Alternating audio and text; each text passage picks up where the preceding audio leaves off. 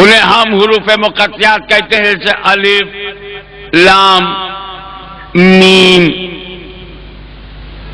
اس کا ترجمہ میں نہیں جانتا، اس کا ترجمہ مترجم نہیں جانتے، اس کا ترجمہ محدث اعظم نے نہیں کیا، اس کا ترجمہ پیر کرم شاہ صاحب نے نہیں کیا، اس کا ترجمہ اعلیٰ حضرت عظیم البرکت امام عشق و محبت مجدد دین و ملت انہوں نے بھی نہیں کیا، اس کا ترجمہ میرے والد گرامی نے بھی نہیں کیا، اس کا ترجمہ غزالی دورہ راضی وقت نے بھی نہیں کیا، اس کا ترجمہ مفتی عبدالعزیز احمد بدایونی نے بھی نہیں کیا، اس کا ترجمہ کسی عالم نے نہیں کیا، کیونکہ اس کا ترجمہ نہ عالم دین کو پتہ نہ محدثین کو.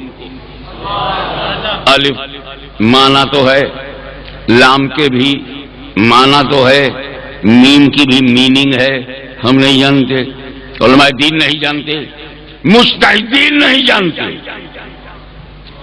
بڑے بڑے فقہائے دین نہیں جانتے. ایک فائنل جملہ بول لوں، اس کا ترجمہ خود جبریل امین نہیں جانتے.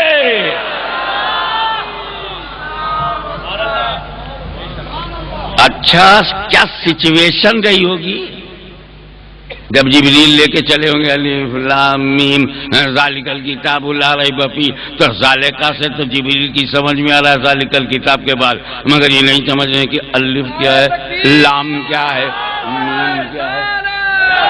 اے بھیا سید اسیر الدین شاہ صاحب، تاج العلماء سید اسیر الدین شاہ صاحب، تاج العلماء سید اسیر الدین شاہ صاحب، سیدی مرشدی یا نبی یا نبی، سیدی مرشدی یا نبی یا نبی.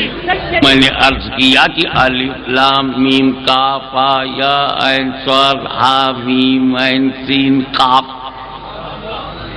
کرو ترجمہ تو جانے. تو میں کہتے کہتے یہ بھی کہہ گیا کہ اس کا ترجمہ علماء دین، تو علماء دین خود جبریل امین نہیں جانتے.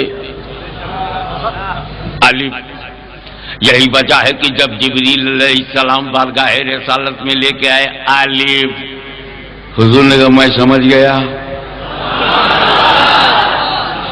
جبریل نے کہا لام، نبی نے کہا میں سمجھ گیا. پھر جبریل نے کہا میم، سرکار بولے میں سمجھ گیا. اور جب جبریل نے کہا ذالک الکتاب لا ریب فیہ، تب نبی نے نہیں کہا میں سمجھ گیا، تب نہیں کہا. سمجھو جہاں سے جبریل جانتے ہیں وہاں نبی نے نہیں کہا میں سمجھ گیا. جہاں جبریل کو پتہ نہیں تھا وہاں نبی مطمئن کر رہا ہے میں سمجھ گیا. تو الف کے معنی ہے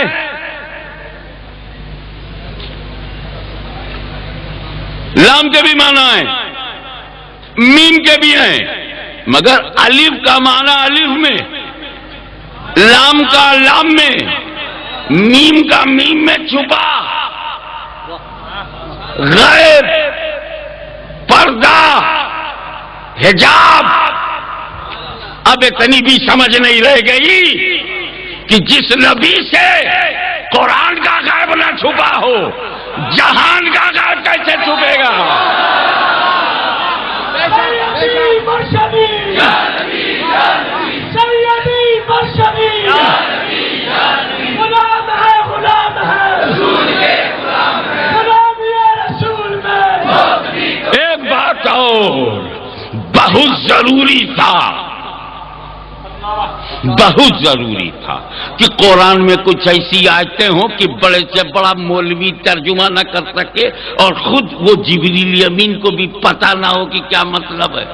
بہت ضروری تھا، بہت ضروری تھا کہ قرآن میں کچھ آیتیں ایسی ہوں جس کا معنی مطلب جبریل کو بھی نہ معلوم ہو، تاکہ اللہ کے بندوں کو پتہ چل جائے کہ جبریل کا کام وہی لانا ہے، پڑھانا ان کا کام نہیں، مطلب بتانا ان کا کام نہیں.